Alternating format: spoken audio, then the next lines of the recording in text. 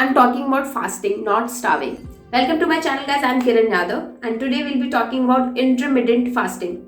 How does it work, what it is, what are its different types and is it really helpful in losing weight? So मैंने बहुत सारे celebrities के interviews में सुना है that they follow this eating plan and it is really helpful. So let's see कि ये होता क्या है. ये कोई नया टर्म नहीं है, ये जस्ट फास्टिंग को रीब्रांडिंग करके प्रेजेंट कर दिया है. ये ऐसा नॉर्मल जेनरिक टर्म है जो हम सब फॉलो करते हैं. लेट्स सपोज 8 घंटे तो हम नहीं खाते ना जब हम सोते हैं, तो वो भी एक टाइप की इंटरमिटेंट फास्टिंग हुई. हम बहुत बिजी, हम नहीं खाना खा रहे हैं, हमें टाइम नहीं मिल पा रहा है ब्रेकफास्ट करने का, ब्रेकफास्ट स्किप हो गया, ये भी इंटरमिटेंट फास्टिंग है. इंटरमिटेंट फास्टिंग एक ईटिंग प्लान है which alternates between eating and fasting. ये बेसिकली 3 टाइप्स के होते हैं. The first is 16:8 ratio. That means 16 hours fasting and 8 hours of eating. इसका most popular and the most adaptive version है, वो है 11 या 12 बजे अपनी फर्स्ट मील लो और शाम को 7 या 8 बजे last meal low.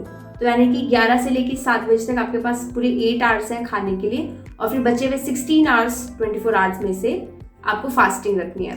So it is not that difficult because हम 16 आवर्स में से 8 आवर्स तो सोते हैं. So it's easy. Then second is 5:2. That means week में 5 days normal days and 2 days fasting.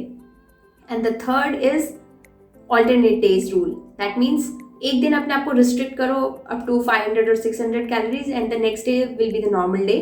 Then again restrict yourself and again next day will be normal day. So let's talk about the benefits of intermittent fasting. First of all is weight lose. इसके पीछे कोई magic work नहीं कर रहा है, कोई आपका metabolism increase नहीं हो रहा है जिसकी वजह से आपका वेट लूज हो रहा है. द सिंपल बेसिक की rule here is calorie deficit. आपकी बॉडी, क्योंकि आप खाना ही कम खा रहे हो तो of course your body is calories deficit, so simply you will gradually lose weight.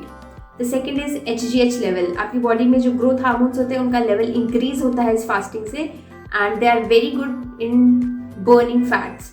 And the third is the level of insulin decreases which significantly reduces the chances of type 2 diabetes. So now let's talk about some don'ts of intermittent fasting.